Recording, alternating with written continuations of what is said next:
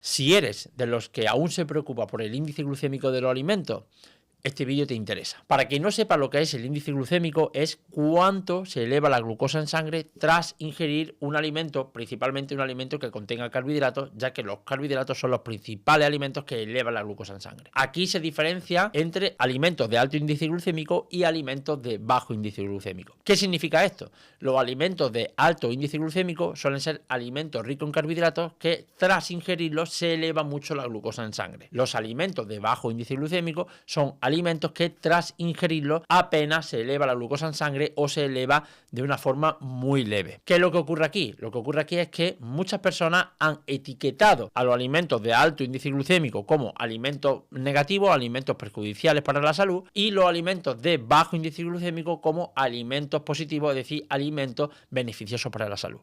Pero realmente esto no es así, déjame decirte por qué. Lo primero que tenemos que saber es cómo se calcula o de dónde sale el índice glucémico.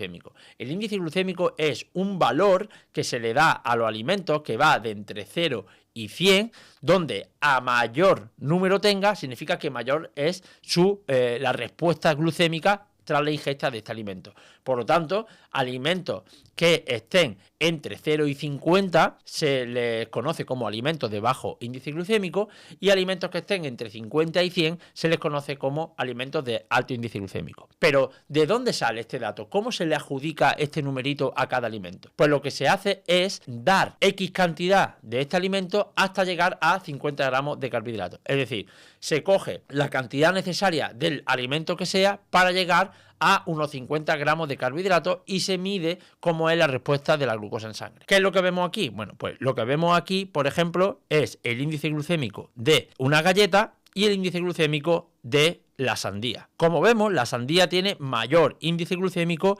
que una galleta. Entonces, si nosotros etiquetamos los alimentos de alto índice glucémico como negativos, podríamos pensar que la sandía es incluso peor que una galleta, ya que, como digo, su índice glucémico es mayor. Y tenemos que tener en cuenta, por tanto, cuántas galletas y cuánta sandía tenemos que dar para llegar a 50 gramos de carbohidratos o azúcares. Para llegar a 50 gramos de carbohidratos o azúcares a través de galletas, se requieren muy poquitas galletas. Es decir, con muy poquitas galletas ya llegaría a ese número. Sin embargo, para llegar a 50 gramos de carbohidratos o azúcares a través de la sandía, tendrías que comerte una gran cantidad de sandía, ¿vale? Prácticamente una sandía entera, ¿no? Entonces, lo que viene a decir aquí es que este número de índice glucémico no te dice la cantidad de alimento que tú deberías de ingerir para llegar a esos 50 gramos de carbohidratos, que es el número al cual se le adjudica este índice glucémico. Seguramente, si tú te comes una ración de sandía, te quedará muy por debajo de la cantidad necesaria para llegar a 50 gramos de carbohidratos o azúcares. Sin embargo, si quieres llegar a esos 50 gramos de carbohidratos o azúcares a través de galletas, con muy pocas galletas ya vas a llegar a este número. De aquí surge un concepto que se llama carga glucémica. La carga glucémica, a diferencia del índice glucémico, sí que tiene en cuenta la cantidad de alimentos que ingerimos y, por lo tanto, el número es mucho más fiable. Así que si te quieres preocupar un poco por el índice glucémico, te recomiendo que te bases mejor en lo que se conoce como carga glucémica. Pero aún así, aunque la carga glucémica sea mucho más fiable que el índice glucémico, tampoco tiene mucho sentido. Y en lo que queda de vídeo te voy a explicar por qué. Realmente tenemos que ver que etiquetar a los alimentos con alto o bajo índice glucémico o alto o baja carga glucémica no tiene mucho sentido. De hecho, si nosotros nos basásemos solamente en estos conceptos para etiquetar alimentos como buenos o malos, podríamos deducir que las patatas fritas son mejores que las patatas al horno o que las patatas asadas. De hecho, vemos aquí el índice glucémico de las patatas fritas arriba está en 60, y abajo las patatas al horno, las patatas cocidas, tienen un índice glucémico de 95. Esto simplemente se debe a que las patatas fritas, al ser fritas, es decir, al llevar grasa, ¿vale?, se reduce su índice glucémico, ya que las grasas van a reducir la respuesta de la glucosa en sangre tras ingerir alimentos, pero esto no significa ni de lejos que las patatas fritas sean más saludables que las patatas cocidas, las patatas al horno. Entonces, simplemente con este ejemplo puedes darte cuenta de que basarnos en índice glucémico o en carga glucémica no tiene mucho sentido para etiquetar alimentos como buenos o malos. De hecho, a continuación te voy a mostrar una tabla con diferentes alimentos que tienen el mismo índice glucémico. En la columna de la izquierda tenemos comida hipercalórica, hiperpalatable, y en la columna de la derecha tenemos comida hipocalórica y no muy palatable. Sin embargo, tienen el mismo índice glucémico. Por ejemplo, los M&M, que son cacahuetes cubiertos de chocolate, tienen un índice glucémico de 33, que es el mismo que tiene la zanahoria hervida. Unas patatas Pringles tienen un índice glucémico de 57, que es lo mismo que un plátano fresco maduro. Un refresco de cola 63, que es lo mismo que una cacha de avena. Una Oreo, pues tienen el mismo índice glucémico que una remolacha hervida. Cereales de maíz y trigo con miel, como los Golden Graham, tienen el mismo índice glucémico que el arroz integral. Y así podemos hacer todas las comparativas que os muestro en esta tabla. Sin embargo, no hace falta ser muy inteligente para darse cuenta que los alimentos de la columna derecha son muchísimo más saludables que los alimentos de la columna izquierda, pese a que tengan el mismo índice glucémico. Una vez más, tenemos que saber que no tiene mucho sentido el índice glucémico ni tampoco la carga glucémica para etiquetar alimentos como bueno y malo.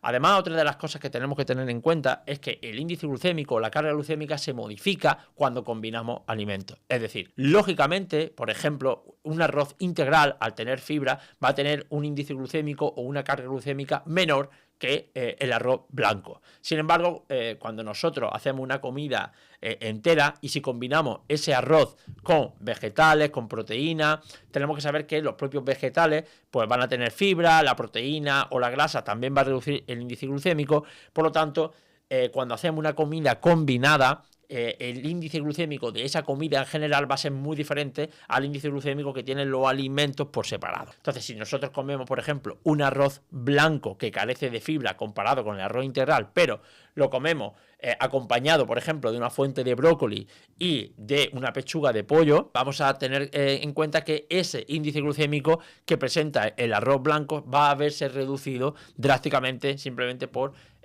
ingerirlo junto a otro alimento, ¿vale? Otra de las cosas que tenemos que tener en cuenta es que el cuánto se eleve la glucosa en sangre no solo depende de los alimentos que ingerimos, sino que va a depender de otros muchísimos factores. Va a depender de nuestro estado de estrés, del sueño, de nuestro estado también de composición corporal, del momento del día, de muchísimos otros factores, y uno de los más relevantes es en relación a qué estado metabólico estamos en relación al ejercicio físico. Sabemos que las personas que hacemos ejercicio físico vamos a tener una respuesta muy diferente a la elevación de glucosa en sangre al ingerir alimentos que una persona sedentaria. Por ejemplo, en este estudio se dieron 3 cantidades diferentes de azúcar, de glucosa, a varios sujetos. La condición A se dio 25 gramos de glucosa, la B 50 gramos de glucosa y la C 75 gramos de glucosa. Se analizó cuánto se elevaba la glucosa en sangre. Si nosotros atendemos solo a la cantidad de glucosa que se dio, podemos decir que el grupo C, el que da 75 gramos de glucosa, fue el grupo que más elevó la glucosa en sangre, seguido del grupo B, seguido del grupo A. Sin embargo, los resultados de este estudio nos dicen que todos los grupos elevaron la glucosa en sangre de la misma forma. ¿Por qué? Porque eran sujetos que habían hecho una sesión de ejercicio en las horas previas y por lo tanto sus depósitos de glucógeno estaban totalmente vacíos. Por lo tanto, cuando hablamos de cuánto eleva la glucosa en sangre determinado alimento, no solamente tenemos que tener en cuenta las características del propio alimento, sino también cuál es la vía de salida.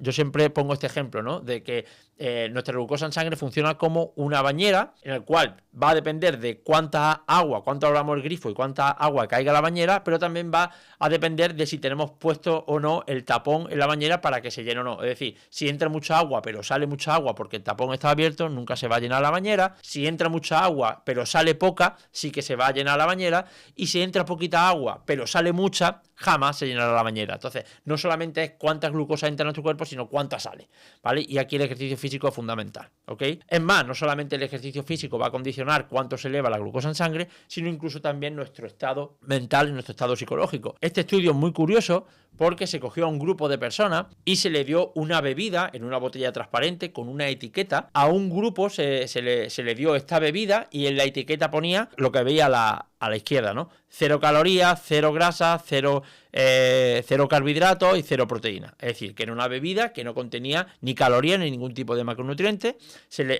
A este grupo se le llamó condición baja en azúcares y a otro grupo se le dio una bebida en cuya etiqueta ponía que esa bebida contenía 124 calorías porque contenía 30 gramos de azúcares. Entonces, tenemos un grupo tomando una bebida transparente con una etiqueta que pone 0 calorías, 0 azúcares, y otro grupo tomando una bebida que pone 124 calorías, 30 gramos de azúcar. Pero realmente las bebidas, tanto las del grupo A como las del grupo B, eran exactamente las mismas. De hecho, todas las bebidas contenían realmente 62 calorías y 15 gramos de azúcares. Es decir, que ni contenían 0 ni contenían 30. Todas las bebidas contenían 15 gramos de azúcares, solo que se le hizo creer a un grupo que estaban tomando 0 azúcares y a otro grupo se le hizo creer que estaban tomando el doble de azúcar del que realmente estaba consumiendo. Pero insisto, todos tomaron la misma bebida, porque se vio que el grupo que pensaba que estaba tomando 0 azúcares tuvo una elevación de la glucosa en sangre inferior, bastante inferior, al grupo que pensaba que había tomado 30 gramos de azúcar. Insisto, todos tomaron la misma bebida. Entonces, existen tantísimos factores que van a hacer que suba o baje la glucosa en sangre, incluso muchos factores que ni siquiera tienen nada que ver con el propio alimento. Todo esto unido con todos los factores que os he explicado antes, nos lleva a la conclusión de que el índice glucémico, incluso la carga glucémica, no tiene demasiado sentido para etiquetar alimentos como buenos o malos. De hecho, hay alimentos muy saludables que tienen un alto índice glucémico o una alta carga glucémica, y alimentos muy poco beneficiosos para la salud que tienen bajo índice glucémico o baja carga glucémica. Y por último, pues también va a estar el contexto. Incluso hay contextos dentro del ámbito deportivo, sobre todo, donde incluso nos vamos a beneficiar de incluir alimentos que a priori tengan una alta índice glucémico o una alta carga glucémica, como por ejemplo pre, durante y post competición. Así pues, espero que te hayan quedado claros todos estos conceptos, y si tienes dudas sobre picos de glucosa, resistencia a la insulina y demás, te animo a que te suscribas a mi canal, porque tengo muchos vídeos hablando de todo esto y de dónde surgen muchísimos mitos y conceptos erróneos que la mayoría de la población tiene en relación a estos conceptos.